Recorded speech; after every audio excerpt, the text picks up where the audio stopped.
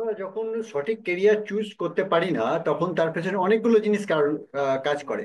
অনেক কারণ থাকে তার পেছনে।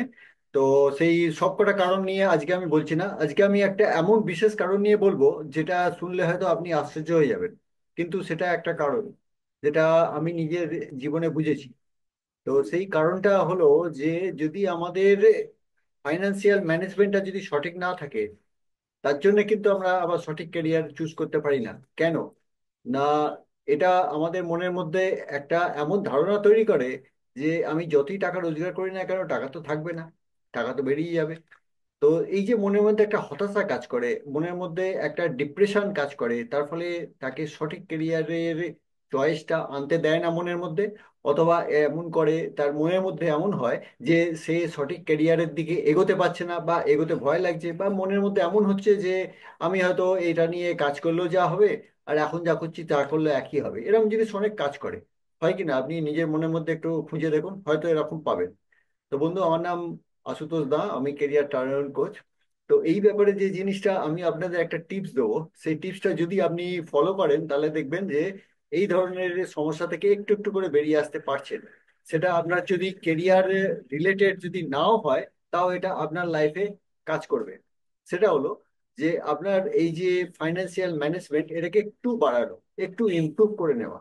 একটু ইমপ্রুভ করলে দেখবেন মনের মধ্যে একটা আলাদা জোশ আসবে, একটা শক্তি আসবে, একটা মনের মধ্যে একটা আপনার এমন মনে হবে যে না, আমিও পারবো। এরকম জিনিসটা একটা কাজ করবে।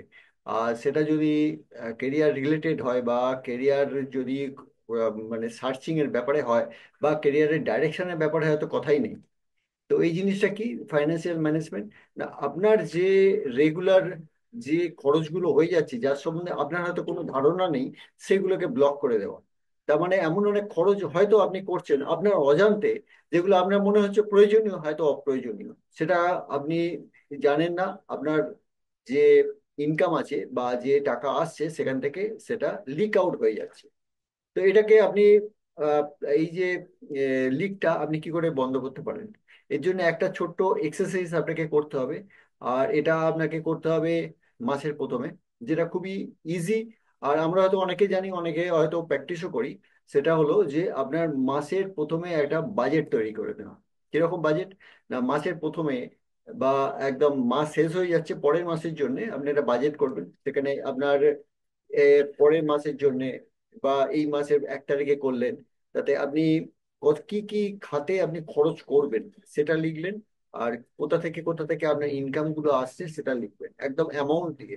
আর একদম পিন পয়েন্টেড যে এর জন্য এত, ধরুন আপনি ইন্স্যুরেন্সের জন্য, প্রিমিয়ামের জন্য এত টাকা দিচ্ছেন, স্কুল ফিসের জন্য এত টাকা, বাড়িতে যদি সন্তান থাকে, অথবা আপনার কোথাও কোনো কিছু কিনতে যাবেন তার জন্য এত টাকা। এটা যদি মাসের প্রথমে আপনি এই খরচার হিসাবটা করেন, আর তার সঙ্গে আপনি যদি ইনকামের হিসাবটা রাখেন যে আমার ইনকামের সোর্স হলো এখান এখান থেকে আমি এত টাকা পাচ্ছি, বা এখান থেকে এত আসবে, এখান থেকে এত আসবে, এই দুটোকে আপনি যখন মিলিয়ে নেবেন, যেটা আমাদের অ্যাকাউন্টেন্সি ভাষায় বলে যে ব্যালেন্স করা, তো এটা যখন মেলাবেন, তখন আপনি সারা মাস ওর মধ্যেই থাকার চেষ্টা করবেন। সারা মাস আপনি সেখান থেকে হয়তো ফ্লাকচুয়েশন হয়ে যেতে পারে।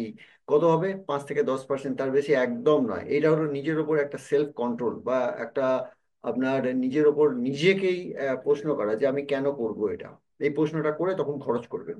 এই অভ্যাসটা যদি আপনি করতে পারেন, যদি এই অভ্যাসটা তৈরি করতে পারেন, তাহলে দেখবেন যে আপনার একটা যে ফাইন্যান্সিয়াল ম্যানেজমেন্ট অন্য খাতে যাওয়া শুরু হলো। এটা করে দেখুন, কারণ আমি নিজেও প্র্যাকটিস করি, তো আপনি নিজে জানি এর কতটা বেনিফিট। আপনি নিজে বুঝতে পারবেন না যতক্ষণ না করছেন।